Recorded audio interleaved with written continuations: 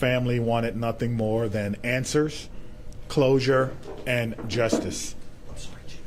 Sorry, guys. As a father of 3 kids, I can't imagine the pain Tanya's family had to endure. Today, I am grateful to announce that we have finally found the man responsible for taking her life. That man is in a King County jail just an earshot away from where we stand. And although he cannot hear my voice, my goal is to make sure that the voice of the King County justice system is heard in his. Why? Because Tanya's life matters. She was only 14 years old. She was a daughter, sister, and a friend. She had just finished middle school and also worked in volunteer service. Her life mattered. Let me say that again. Her life mattered. Detective Norton never gave up. He is the best of the best in a department that does not rest until the job is done. I offer my deepest condolences and my personal prayers to her family. I offer my deepest appreciation to everyone involved, the men and women of the Seattle Police Department and our partners who worked for more than 31 years to bring justice and to bring closure. It is my pleasure to now introduce Detective Norton with a few case notes. Thank you, sir. Appreciate that. Good afternoon. I'm Rolf Norton. It's R-O-L-F-N-O-R-T-O-N. First, I'd like to acknowledge the original case detectives on this investigation who really set the investigative foundation that allowed future generations of detectives to get where we are today. And those detectives are Greg Mixell and Tom Pike. Back in 1994, we didn't have a CSI team. Homicide detectives went and processed the scene for evidence.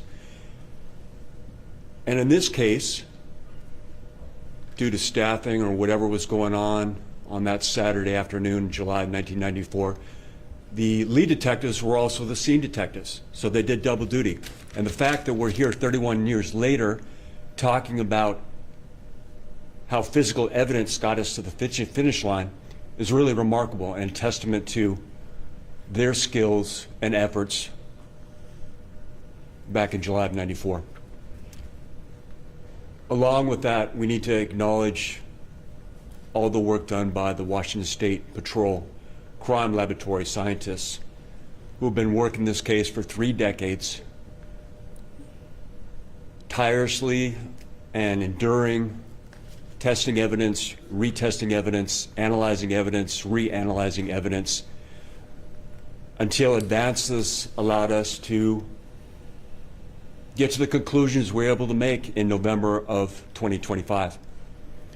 And on that note, special consideration to the last scientist on this case, Catherine Hinkle, who really got us to the finish line. Now, yesterday we made an arrest on a case we've been working on for a very long time. And we've been here before, and we're going to be here again. Now, that being said, today's not the day to take a victory lap. It's not a day to dance, to slap hands and like ourselves a lot.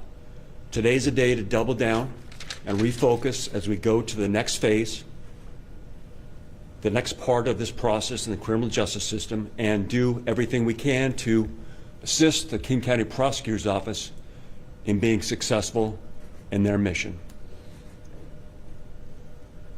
And to echo the Chief's comments, today's the day to take a step back and reflect on Tanya Frazier and to think about Tanya Frazier's family, her mother Teresa, and her sister Tiara. Thanks. All right, I think we'll take a couple of questions. Chief, can you elaborate on this, or Detective, on the specific break in this case? You mentioned advancements in DNA technology. Can you go a little more into the specific turning point? I can address that generally. Obviously, we have a suspect under arrest who will be charged, and most of these questions, as far as the case details, need to be answered at a later time in a different location, and that location is going to be the King County Courthouse. But on general terms, every day we can do more with less in forensic evidence, and specifically with DNA. So going back to 1994, you could test for body fluids. Okay, going into the early 2000s, 2001, you could start testing for DNA, but it's a tough process. And you're dealing with challenges of mixtures between victims and suspects and things like that. And as you progress and go further and further, you could just do more and more and more. You go back and retest things that you didn't get much result back a decade earlier that now opens doors. And was this man an initial suspect back then? We'll address that when we are at the King County Courthouse as this case develops. Can you talk anything about the circumstances of his arrest? Not today. Not today, okay. Was his DNA ran through the inmate database, CODA or CODIS, yes. CODIS. And there was a hit through CODIS? Yes. Did it appear this could have been a random or targeted attack? We'll save that answer to that question for later. Can you talk to at all cause of death?